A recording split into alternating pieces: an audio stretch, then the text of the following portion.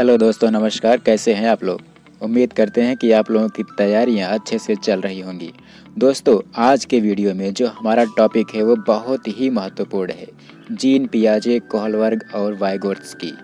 ये ऐसा टॉपिक है, हर परीक्षा में, हर यूपी टेट, सी टेट की परीक्षा में 2 से 3 क्वेश्चन आता है।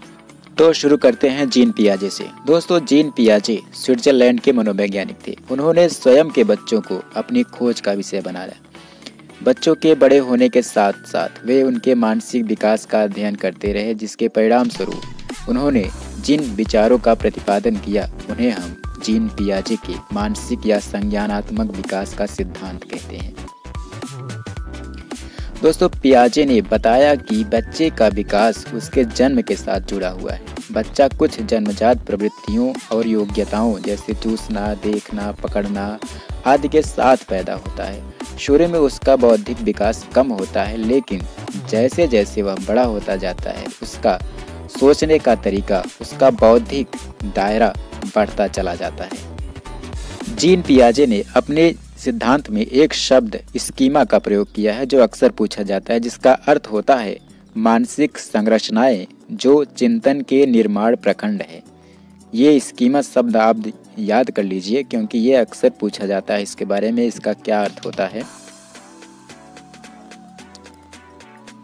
इस प्रकार बालकों में बुद्धि के क्रमिक विकास को पियाजे ने 4 अवस्थाओं में विभाजित किया है। पहला है इंद्रियजन्य संवेगात्मक गामक अवस्था, जो 0 से 2 वर्ष तक यानी जन्म से 2 वर्ष तक चलती है। पूर्व संक्रियात्मक अवस्था, जो 2 वर्ष से 7 वर्ष तक चलती है। और जो तीसरी अवस्था है वो है मूर्त संक्रियात्मक अवस्था, जो 7 वर्ष से 11 वर्ष तक चलती है। चौथी अवस्था है अमूर्त संक्रियात्मक अवस्था, जो 11 वर्ष से 15 वर्ष तक चलती है। तो पहला जो अवस्था है इंद्रियजन्य गामक अवस्था। दोस्तों, यह अवस्था जन्म से 2 वर्ष तक चलती है। इसमें बच्चा अपनी भूख, अपनी तकलीफ रो कर व्यक्त करता है और उन्हीं चीज़ों का अस्तित्व समझता है जिनको वह प्रत्यक्ष रूप से देखता है। दूसरी अवस्था है पूर्व संक्रियात्मक अवस्था।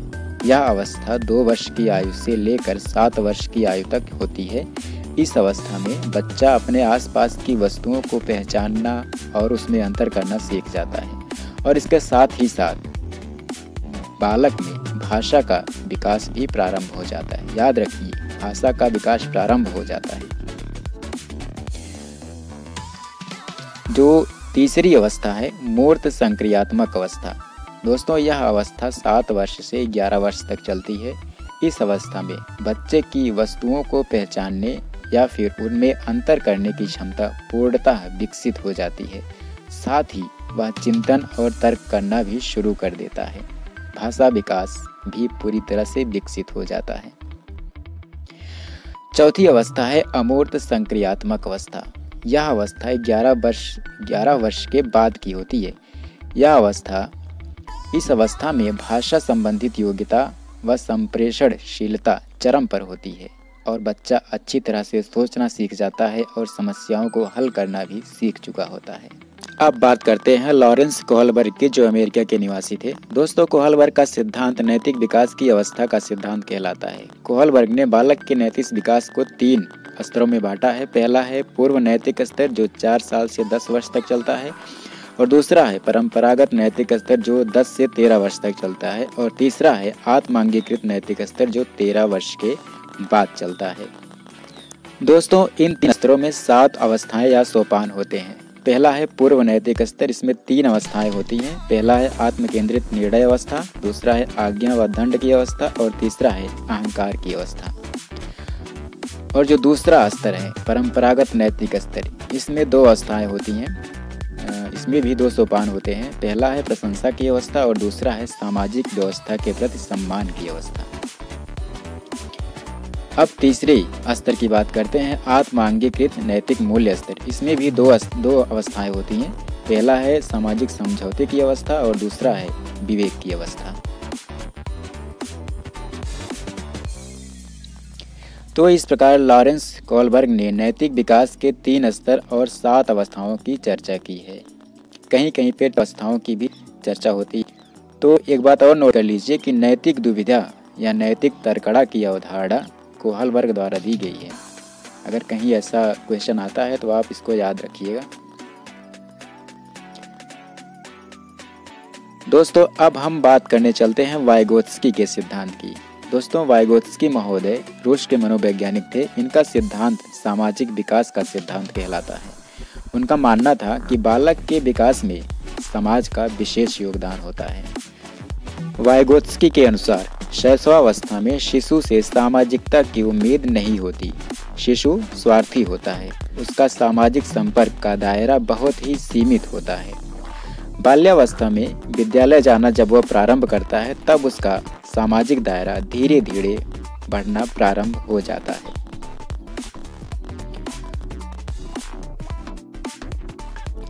किशोरावस्था में बालक अपने वय समूहों के सक्रिय सदस्य होते हैं। उनमें परोपकार, सहयोग, सद्भावना, दूसरों की मदद करना व त्याग की भावनाओं का जन्म होता है और धीरे धीरे उनका सामाजिक दायरा पूर्ण रूप से बढ़ चुका होता है और उसमें सामाजिकता विकसित हो चुकी होती है। दोस्तों आपको बता दें कि निकट विकास क्षेत्र सिद्धांत ये भी वाइगोत्स्की ने दिया है। इसके अंतर्गत उन्होंने 4 चरण बताए।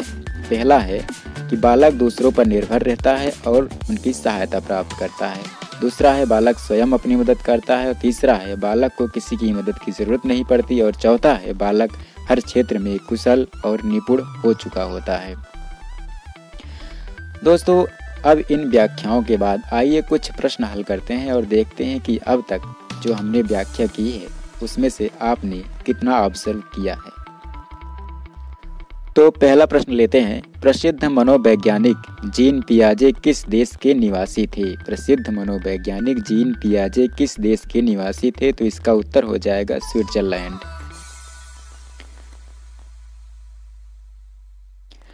अगला प्रश्न लेते हैं, बालकों के संज्ञानात्मक विकास का सिद्धांत किसने दिया? बालकों के संज्ञानात्मक विकास का सिद्धांत किसने दिया? इसका सही उत्तर हो जाएगा जीन पियाजे। अगला प्रश्न है, बालकों के संज्ञानात्मक विकास को पियाजे ने कितनी अवस्थाओं में बांटा है? अभी हमने पढ़ाया था, तो इसका सही उत्तर हो जाएगा 4 अवस्थाओं में। वो कौन सी अवस्थाएं आप जानते हैं? अगला प्रश्न है, संज्ञानात्मक विकास सिद्धांत में पूर्व संक्रियात्मक अवस्था कब से कब तक होती है? तो इसका सही उत्तर हो जाएगा 2 साल से 7 साल तक। अगला प्रश्न है, संज्ञानात्मक विकास सिद्धांत के अनुसार बच्चे में भाषा विकास किस अवस्था में प्रारंभ हो जाता है? याद रखिए यहाँ पे शब्द प्रारंभ हो जाता है दिया है, तो इसका सही उत्तर हो जाएगा पूर्व संक्रियात्मक अवस्था जो 2 साल से 7 साल तक चलती है। लेकिन अगर यही पूछ ले कि भाषा विकास कब विकसित हो चुका होता है तो इसके आगे वाली अवस्था होगी वो सही उत्तर हो जाएगा। अगला प्रश्न लेते हैं, संज्ञानात्मक विकास सिद्धांत के अनुसार किस अवस्था में बालक समस्याओं के समाधान में निपुण हो जाता है? ध्यान दीजिएगा क्या पूछ रहा है, तो इसका सही उत्तर क्या होगा? अमूर्त संक्रियात्मक अवस्था यानी आखिरी अवस्था। अगला प्रश्न है, संज्ञानात्मक विकास सिद्धांत के अनुसार कौन सी अवस्था का समय 7 से 11 वर्ष होता है? तो इसका सही उत्तर हो जाएगा मूर्त संक्रियात्मक अवस्था यानी तीसरी अवस्था। अगला प्रश्न है, बालक के नैतिक विकास का सिद्धांत किसने दिया? बालक के नैतिक विकास का सिद्धांत किसने दिया? इसका जो सही उत्तर हो जाएगा वो है कोहलबर्ग, लॉरेंस कोहलबर्ग। अगला प्रश्न है, कोहलबर्ग ने अपने सिद्धांतों में नैतिक विकास को कितने स्तरों में विभाजित किया है? ध्यान दीजिए यहाँ पे अवस्थाएं नहीं पूछ रहा है, स्तर पूछ रहा है, तो इसका सही उत्तर हो जाएगा 3 स्तरों में। अगला प्रश्न है, कोहलबर्ग ने अपने नैतिक सिद्धांत को कितने सोपान या अवस्थाओं में बांटा है? यहाँ पे स्तर नहीं अवस्थाओं की चर्चा हो रही है, तो इसका सही उत्तर हो जाएगा 7 सोपान। तो अगला प्रश्न है, नैतिक दुविधा की अवधारणा किसने दी है? नैतिक दुविधा की अवधारणा किसने दी है? इसका जो सही उत्तर हो जाएगा वो होगा लॉरेंस कोहलबर्ग। अगला प्रश्न है, बालक के सामाजिक विकास का सिद्धांत किसने दिया? बालक के सामाजिक विकास का सिद्धांत किसने दिया? इसका सही उत्तर हो जाएगा वाइगोत्स्की। अगला प्रश्न है, निकट विकास क्षेत्र का सिद्धांत किसने दिया? निकट विकास क्षेत्र का सिद्धांत किसने दिया? इसका सही उत्तर हो जाएगा वाइगोत्स्की। इसका सही उत्तर है वाइगोत्स्की।